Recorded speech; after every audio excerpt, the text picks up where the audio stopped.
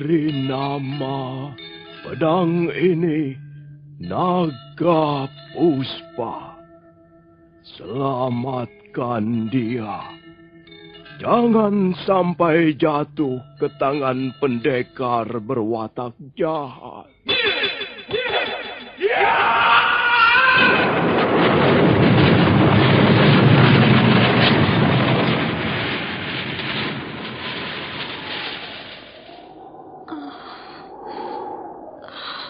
Kakang Kamandanu, kau masih juga tidak percaya bahwa aku mencintaimu. Meisin, maafkan aku, Meisin. Meisin, Meisin.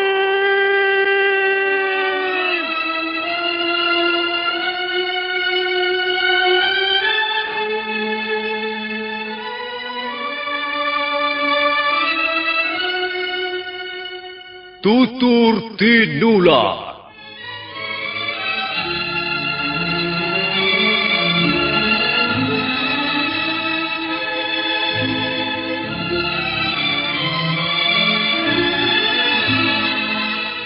Sebuah sandiwara radio serial, produksi Sanggar Cerita dan Teater Sanggar Prativi.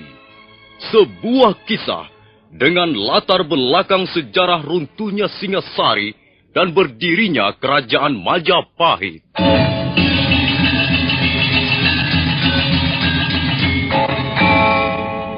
Sandiwara ini didukung oleh pemain-pemain radio yang sudah ternama.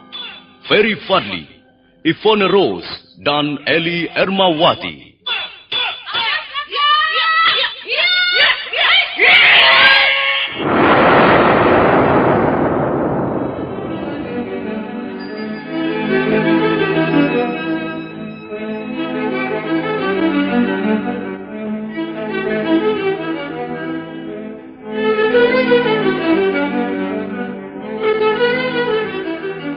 Cerita ini ditulis dan disusun oleh S. Tijab. Teknik dan montase dikerjakan oleh Rudi Tinangon dan Jo SP. Sutradara Y. Rudi Wartono. Kali ini mengetengahkan episode ketiga dengan judul Daun-Daun Bersemi Lagi.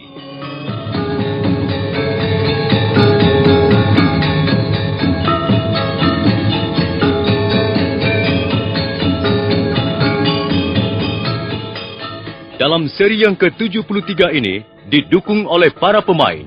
Edi Dosa sebagai Lo Sisan, Eli Ermawati sebagai Meisin, Ferry Fadli sebagai Arya Kamandanu, M. Pratomo sebagai Kebo Kluyur, Narto sebagai Adisara, dan pembawa cerita Nusri. Selamat mendengarkan.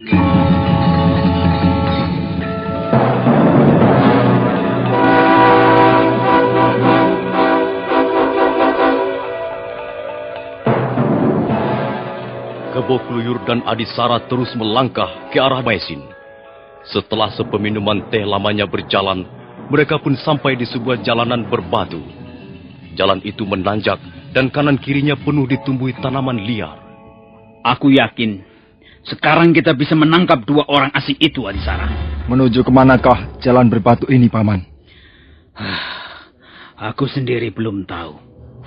Tapi memang tempat ini sangat bagus untuk bersembunyi. Letaknya terlindung oleh gundukan bukit-bukit kecil. Pasti rombongan Tuan Empu Tong Bajil tidak akan pernah sampai kemari. Iya, mereka berpencar ke arah lain, Paman. Dengar, Adisara. Pendekar asing itu, menurut Tuan Tong Bajil, terluka parah di bagian lambungnya. Kalau sekarang ini kita sergap, pasti dia tak akan berkutik. Jadi, walaupun dia menggunakan pedang yang menyeramkan itu, kita pasti akan dapat membekuknya. Lagi, kesempatan baik ini harus kita gunakan. Hati-hati jalannya. Jangan sampai menimbulkan suara yang mencurigakan. Ayo.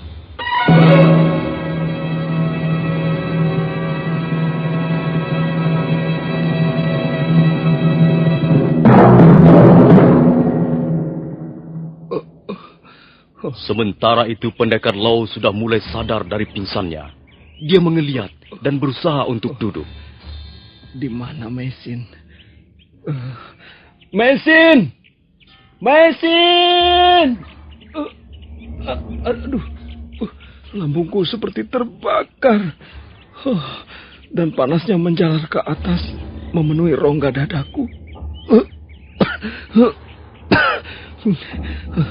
Apakah aku masih bisa disembuhkan? Rasa-rasanya lukaku terlalu parah. Pukulan orang cebol itu sungguh dahsyat. Aku mendengar ada suara langkah menuju kemari. Mesin! Kaukah itu Mesin? Suara itu berhenti. Jangan-jangan bukan suara langkah istriku. Pendekar Lau baru saja menghentikan pikirannya tentang langkah-langkah mencurigakan itu, ketika mendadak Kebo Kluyur dan Adisara melompat ke depan gua.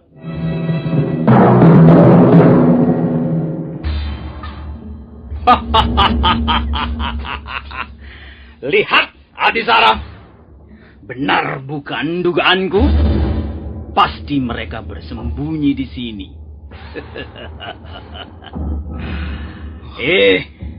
Apa kabar pendekar asing?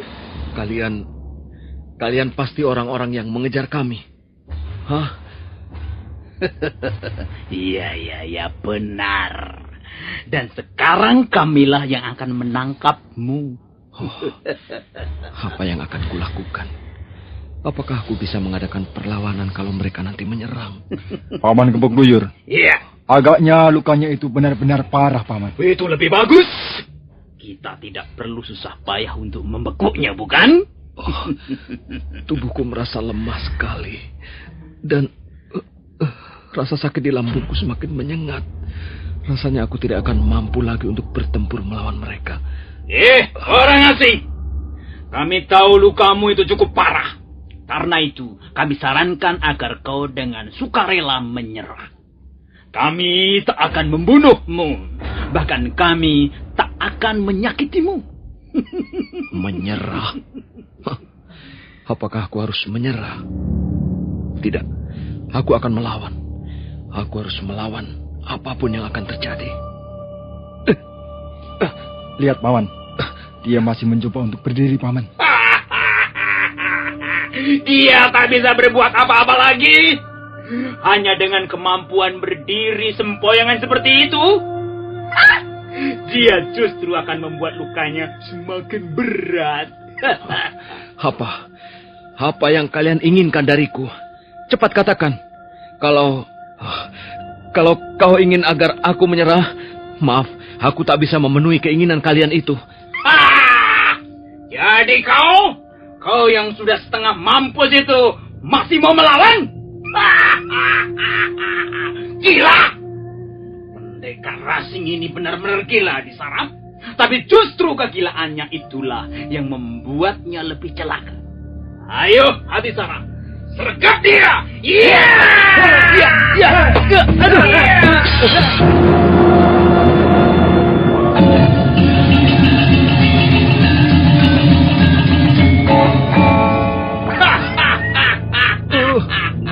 Rupanya kau memilih mati di tangan kami, ya? Daripada menyerah dan kuserahkan pada pimpinan kami. Aku benar-benar sudah tak mampu berbuat apa-apa. Rasa sakit ini makin menyengat dan sangat mengganggu gerakanku. Tapi aku tak sudi menyerah begitu saja. Baiklah, aku harus nekat. Aku akan menggunakan pedang naga puspa ini. Walaupun aku tahu akibatnya bisa menjadi lebih parah. Aku tak punya pilihan lain lagi. Aku akan bertarung sampai mati. Iya.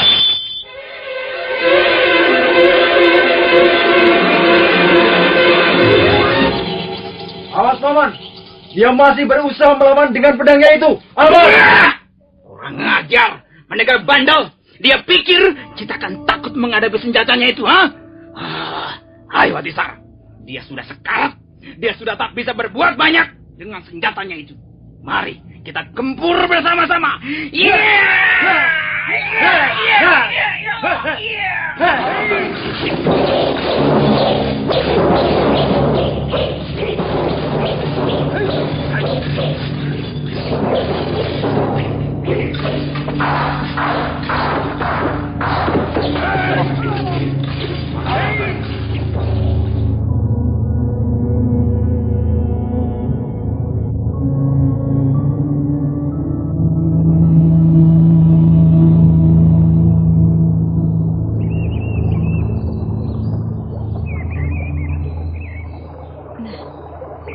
Benar dugaanku, bukan? Ada sungai di sekitar tempat ini. Airnya bening sekali. Tapi, apakah di tepian sungai ini tumbuh daun-daunan yang kubutuhkan? Sebentar, aku harus mencarinya. Nah, ini ada daun yang pinggirannya bergerigi. Untung sekali aku dapat menemukan daun ini. Tapi masih ada 2 jenis daun lagi. Entahlah, apa di sini ada ataukah tidak? Maisin terus memetik daun-daunan di sepanjang tepian sungai. Tapi ketika dia bermaksud memetik daun jenis lain yang bentuknya panjang-panjang seperti pita seorang gadis remaja, dia merasa kesulitan karena tangkai daun itu menjorok ke arah sungai. Bagaimana caranya mengambil daun-daunan itu? Justru daun seperti pita itulah yang jumlahnya cukup banyak. Daun itu harus ditumbuk. Airnya diperas untuk campuran air rebusan 2 jenis daun yang ini. Bagaimana caranya ya? Pada saat itulah Maisin terkejut karena mendadak dia melihat seorang laki-laki berpakaian lusuh. Laki-laki itu masih cukup muda. Tubuhnya agak kurus, tapi nampak perkasa. Dia berdiri bersandar di sebuah batang pohon, dan pandangannya menatap ke arah pusaran air yang deras di permukaan sungai di bawahnya. Bergegas Maisin menghampiri laki-laki tak dikenal itu.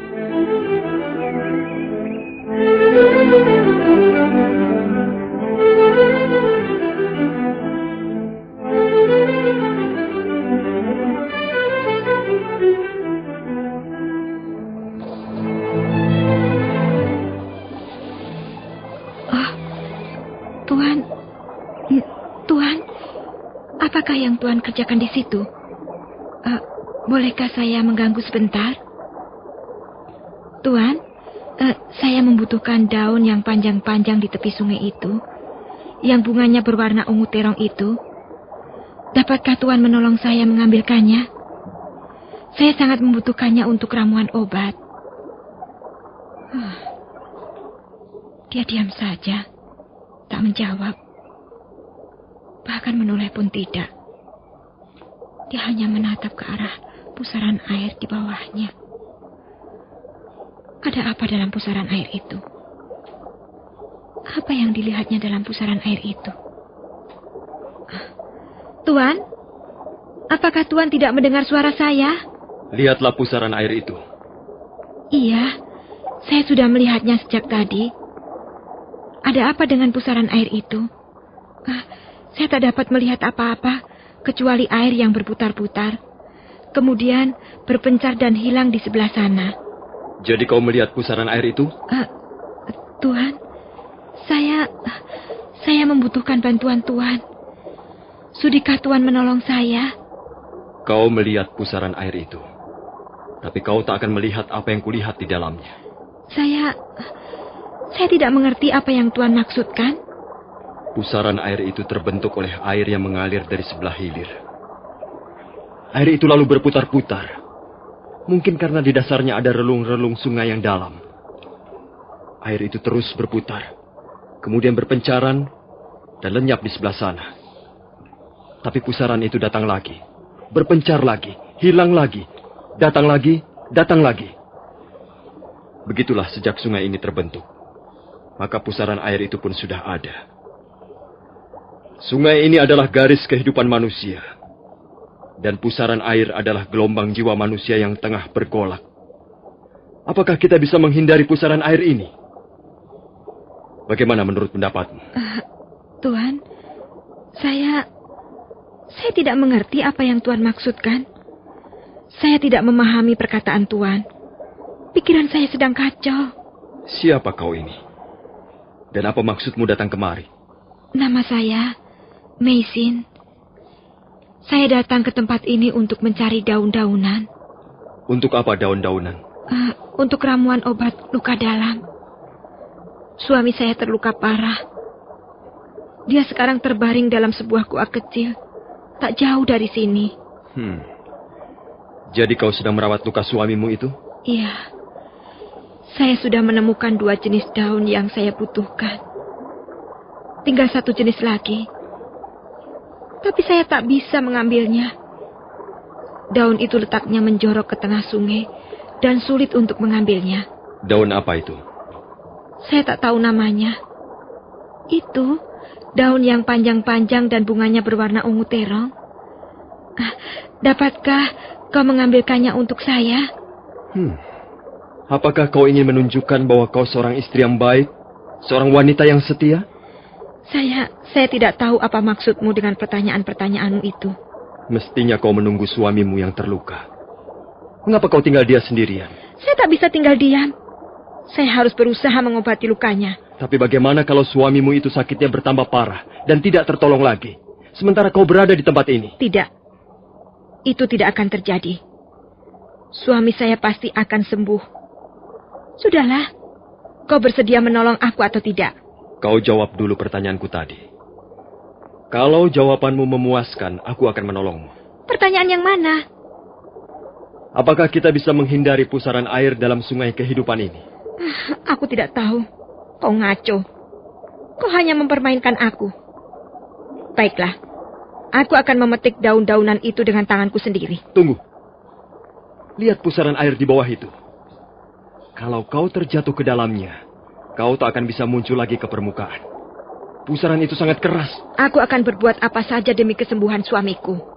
Apa yang akan kau lakukan? Aku mau memanjat pohon itu. Aku harus mendapatkan daun-daunan itu sekarang juga. Sudahlah, jangan mengganggu aku. Jangan. Itu berbahaya. Aku tidak takut bahaya. Begitu. Coba, aku mau lihat. Kau sok. Kau sombong. Kau congkak.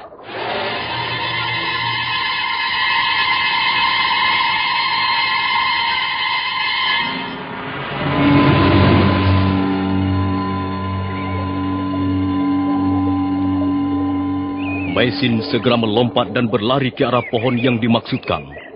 Batang pohon itu tidak cukup besar untuk dipanjat orang dewasa. Karena itu, dia melengkung ketika tubuh Maisin berayun-ayun di tengahnya. Wanita itu bersedia mengorbankan nyawanya sendiri demi menyembuhkan sakit suaminya. Apakah itu yang dinamakan cinta sejati yang diberikan seorang wanita pada laki-laki? Wanita itu nekat sekali. Batang pohon itu bisa patah dan dia pasti akan tercebur ke dalam pusaran air di bawah.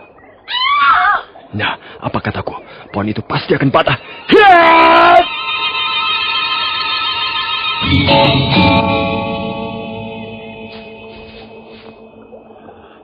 Kau memang wanita bandel. Kau terlalu berani, tapi kau kurang perhitungan. Aku harus menyelamatkan nyawa suamiku. Kau jangan menghalang-halangi aku.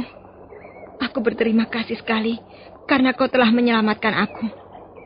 Tapi kumohon sekali lagi, kau jangan melarang aku. Kamu apa lagi? Aku belum mendapatkan daun-daun itu. Aku akan memanjat lagi. Kau tidak usah memanjat lagi. Lihatlah.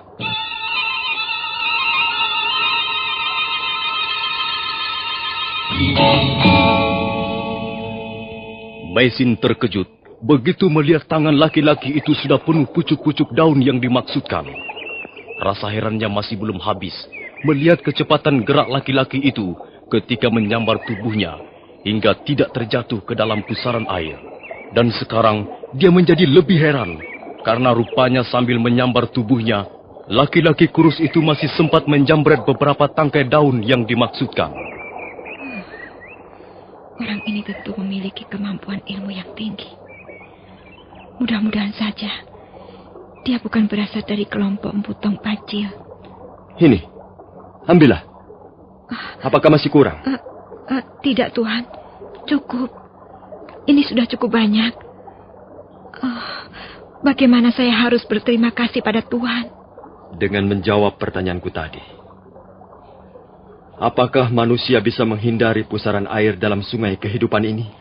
Apakah Tuhan sudah mempunyai jawabannya sendiri? Aku ingin mendengar pendapatmu. Menurut pendapat saya, pertanyaan Tuhan itu terlalu mengada-ada. Maksudmu? Mengapa Tuhan mempersoalkan pusaran air? Bukankah itu ada dan nyata? Iya, benar. Saya sependapat.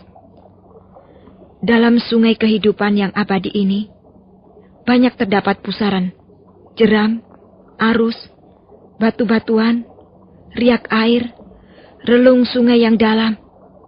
Tapi untuk apa kita memikirkan soal itu?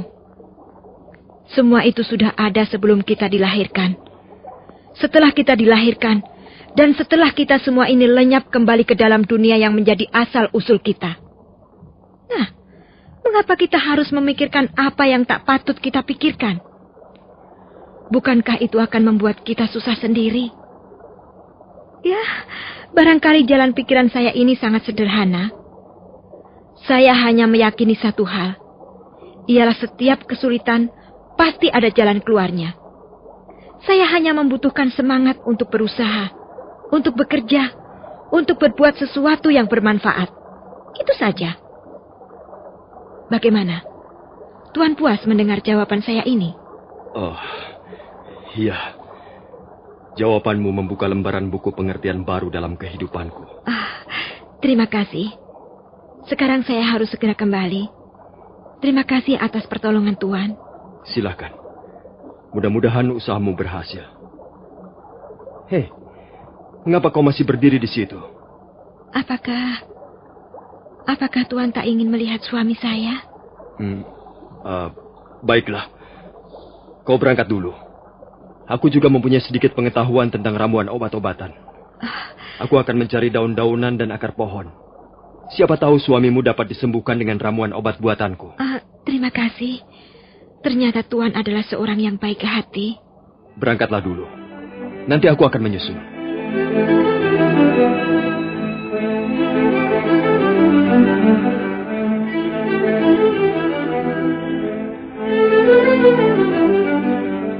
Maisin bergegas melangkah kembali ke gua, di mana pendekar Lau ditinggal sendirian. Sementara itu di tanah yang sedikit lapang di depan gua, pendekar Lau tengah bertarung mati-matian melawan Kebo Kluyur dan Adisara.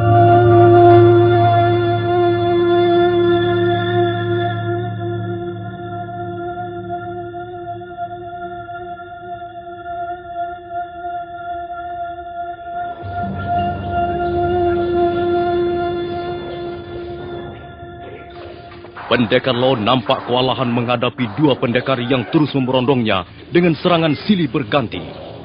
Hal itu bukan saja akibat luka dalamnya yang cukup parah, tapi juga akibat pengaruh pedang naga puspa sendiri.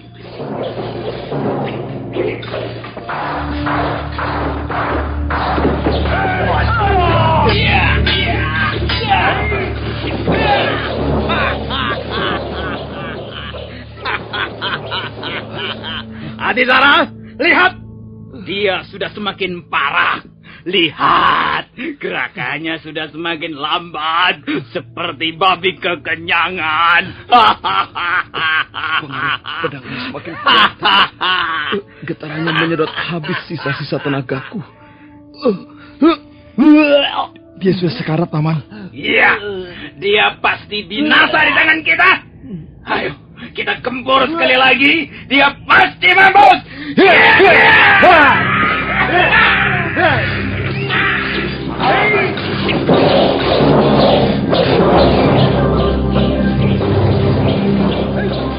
Kebo Kluyur dan Adisara segera melompat ke samping. Dengan cepat dua pendekar itu menyiapkan jurus-jurusnya untuk mengakhiri perlawanan pendekar Lau yang nampak sudah sangat payah. Nah, para pendengar sekalian, bagaimana kisah selanjutnya? Bagaimana nasib pendekar Lau akhirnya? Silakan menunggu seri berikutnya. Sampai jumpa.